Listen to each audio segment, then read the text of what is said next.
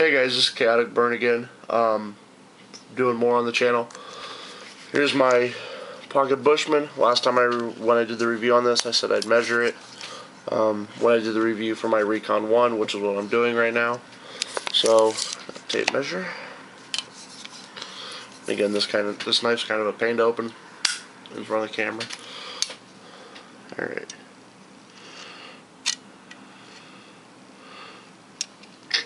Let's see there. There we go. 4.5 inch blade.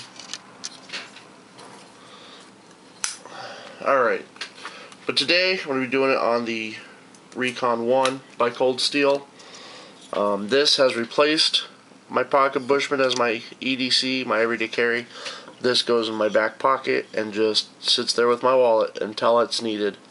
And I think when I was looking at this the other day, I think I figured out why it's a better knife for your back pocket than the pocket Bushman is.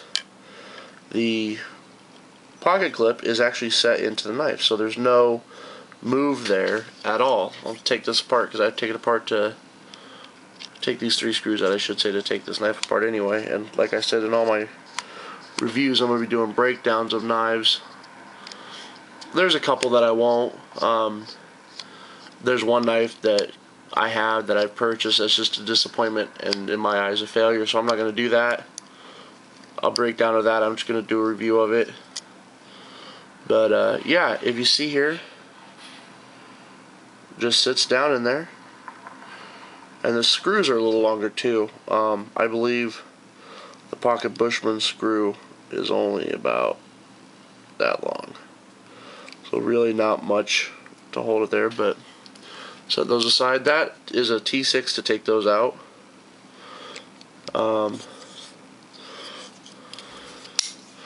This is a 4.5 inch blade, Tanto edged. The Recon 1. Normally, this is coated with black Tough X, is what they call it. But the blade itself is Japanese AUS 8 stainless. I find it has great edge retention. This knife does. I actually have never put it to the sharpening stone. It's got the same edge it has on it when I bought it. I'm going to say 3 to 4 months ago. And I love it. The reason I love this is I can carry this in my pants or even jacket pocket and you don't notice it's there. Very lightweight, 5.3 ounces, which is considerably lighter than the Bushman. Let me get that out of the shot. The lock is a triad lock. I'll take that apart and show you guys kind of how that works. One reason I said I'm doing these breakdown reviews is I've never seen them done on YouTube. And when I was purchasing knives, the triad lock was one I kind of had questions about. They have a diagram on Cold Steel's website, but I'm more of a hands-on, want to look at it kind of guy. So the handle is a G10 handle, and the pros and cons for this knife, it's very lightweight. It's a good solid knife. It's got a good lockup. Actually, I need to look at that. This, I've taken it apart and it's not locking up like I would like, so maybe see if I can't fix that. Comfort, fits in your hand great. I would like to maybe grind out the jimping in there a little better, but it's sufficient. Something to hold on to, gives you control of the knife. The cons, the lightweight part, you know, it can be a con if you're looking to do something that's going to require a little more heft in your blade. The lightweight aspect of this knife can hurt you there. I'm not really a fan of the Tanto edge. My wife is. She loves them. Her camp knife is a Tanto edge. When she gets the mini Recon 1, hers is going to be a Tanto edge. Mine will not, and I'll do a review on both of those. But I don't care for them. I think they're functional. I see the purpose of them. Personally, I just don't like them. And yeah, another con is the jimping.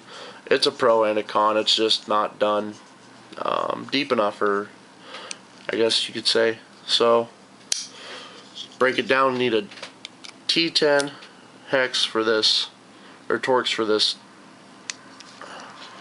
screw. Pop that out. And then need a T7 for these side screws.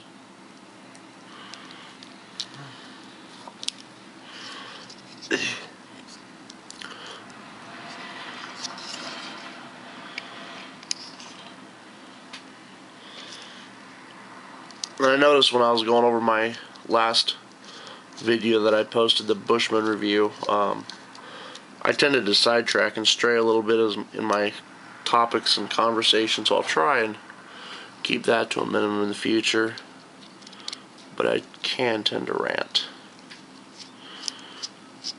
Okay, I think I will need my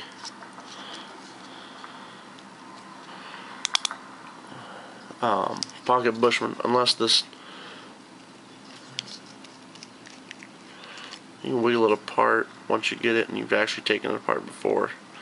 First time you take it apart, you can't really do this. Alright.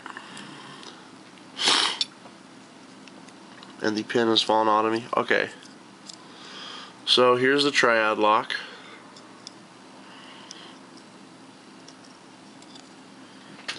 And that's actually perfect. Last time the blade came out. Your tension here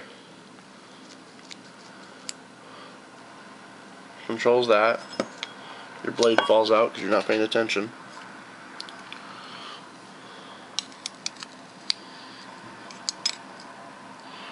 Oh, there's.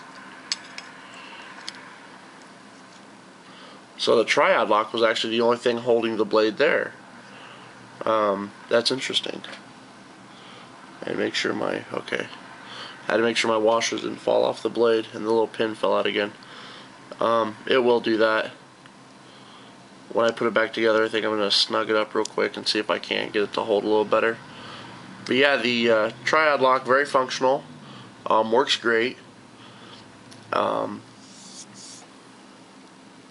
have no qualms with the lock at all. I haven't had it fail on me. I haven't had it, I mean, aside from me taking it apart and it's a little loose, which I think is an ID10T error. That's, you know. Alright, now this is not wanting to go back in. There we go.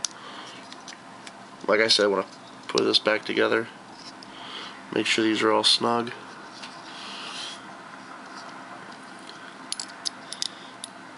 Get that started here.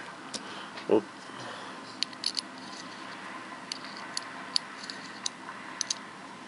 Okay, that's, oh. Yeah, so I gotta take it apart anyway, because I forgot. I wasn't paying attention to the washer. One of them fell out.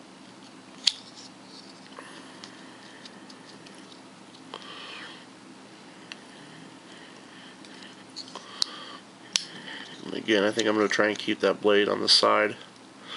With the lock, it tends to go together easier. Ooh, except for that pin came out.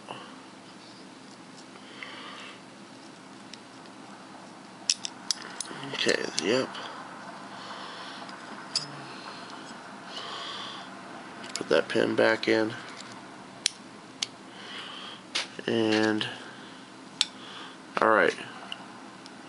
Okay, the pin stayed in this time in the other side.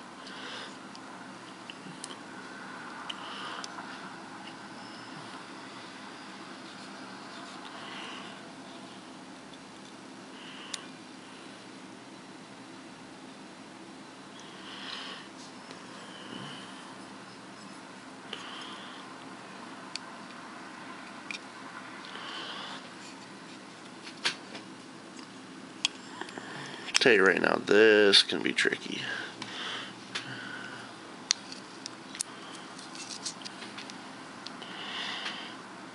Getting these washers to all line up can be kind of a pain.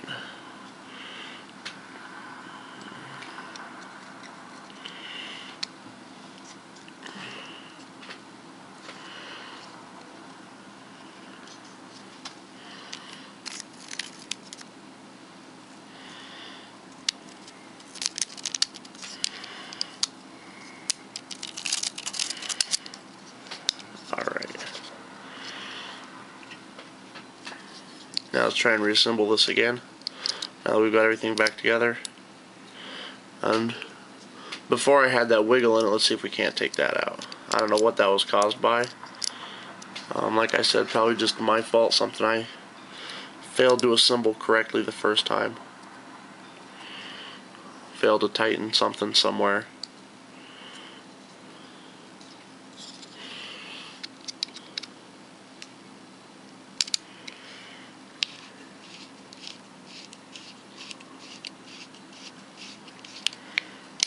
Okay, I can see there that's snug in.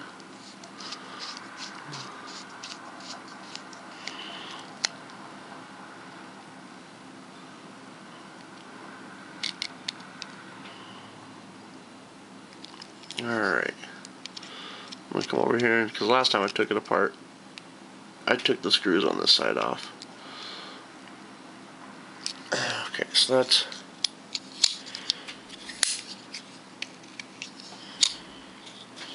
Alright. Put the clip back on, and like I said, with this clip sitting in the handle like it does, it makes for a perfect back carry knife. I just slip it in the back pocket with the wallet, don't even notice it. It's light, and I love it as an EDC. Used it for just about anything that, you know, life throws at you. Not sure the price on this one. I think it was around $55 to $60 is what I paid for it. But love it. It's a great knife. It's a good EDC, nice reliable knife. Okay, I still got a little wiggle there. I'm not sure what that is. I can check that out and fine tune that myself. That might just be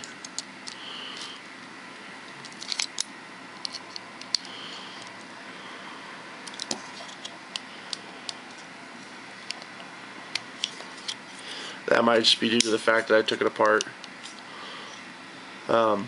But again, that's not enough to cause knife failure. That's still comfortable, still nice to use, easy to use. As a review for this knife, I would say if I was to give it a rating out of 5 stars, I'm going to go with a 4.5, closer to 5, so maybe a 4.75, 4 3/4. But that's kind of odd, so I'll just do a 4.5. And basically the only drawback on it is its size. If it was a 3-inch knife, it'd be nice. If it was actually, I take that back. If it was the same knife, but I had a different edge on it, it'd be a 5-star knife. So basically just personal preference is what is the swinger on that one. That's my review of the EDC Cold Steel Recon 1. And the breakdown. Hope the triad lock showing you that helps you kind of see what's how it works. And have a good one.